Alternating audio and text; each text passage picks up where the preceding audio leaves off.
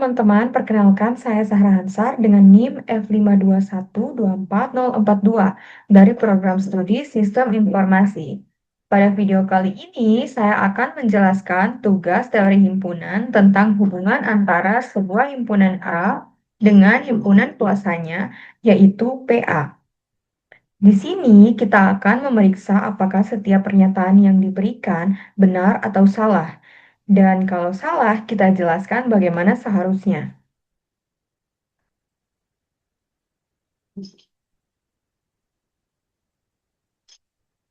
Nah, sebelum masuk ke soal, kita ingat dulu konsep dasar. Jika A adalah sebuah himpunan, maka PA atau power set adalah himpunan semua himpunan bagian dari A.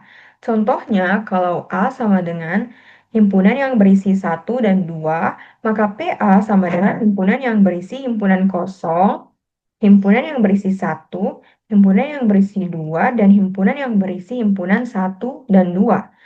Nah, perbedaan pentingnya adalah elemen A biasanya berupa nilai atau objek biasa, sedangkan elemen PA adalah himpunan-himpunan.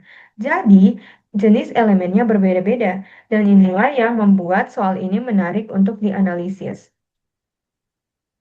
Nah, kita masuk pada bagian 2, pembahasan pernyataan yang pertama, pernyataan A. Irisan antara A dan himpunan kuasanya sama dengan PA. Padahal elemen A dan PA tidak sejenis. A mungkin berisi angka atau huruf, sementara PA berisi himpunan-himpunan. Biasanya tidak ada elemen yang sama di antara keduanya. Jadi hasil irisan seharusnya kosong. Jadi, pernyataan A salah. Yang benar adalah A irisan PA sama dengan himpunan kosong, kecuali kalau A sendiri berisi himpunan. Nah, kemudian kita masuk ke pernyataan B.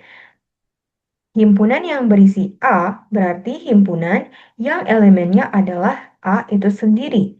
Nah, apakah himpunan yang berisi A sudah termasuk di PA?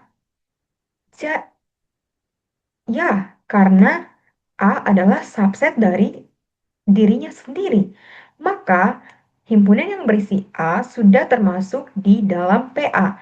Jadi, menambahkan himpunan yang berisi A ke PA tidak mengubah apapun. Pernyataan B benar. Nah, sekarang kita masuk ke pernyataan C. Selisih A dengan PA artinya anggota A yang tidak ada di PA. Karena elemen-elemen A biasanya bukan himpunan, maka tidak ada satupun yang terdapat di PA. Artinya, kalau kita hilangkan elemen yang ada di PA, tidak ada yang berubah. Hasilnya tetap A. Jadi pernyataan C benar selama A tidak berisi himpunan. Nah, sekarang kita masuk ke pernyataan D. Nah, ini sering bikin bingung. Himpunan yang berisi A adalah himpunan yang elemennya A itu sendiri. Supaya himpunan yang berisi A termasuk di PA, berarti himpunan yang berisi A harus merupakan subset dari A. Tapi, himpunan yang berisi A bukan subset dari A, karena A tidak pernah menjadi elemennya sendiri. Misalnya, A sama dengan himpunan yang berisi 1 dan 2, maka himpunan yang berisi A sama dengan himpunan yang berisi himpunan 1 dan 2. Dan jelas himpunan yang berisi himpunan 1 dan 2 bukan subset dari himpunan yang berisi 1 dan 2. Jadi, himpunan yang berisi A bukan anggota dari PA. Dan pernyataan D salah. Nah, sekarang kita masuk ke pernyataan terakhir.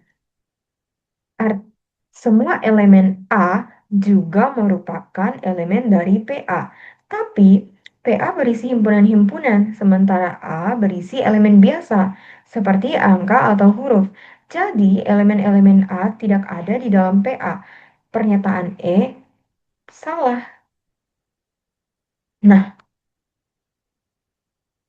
dari kelima pernyataan tadi, hasil akhirnya adalah pernyataan A salah, pernyataan B benar, pernyataan C benar, pernyataan D salah, dan pernyataan E salah.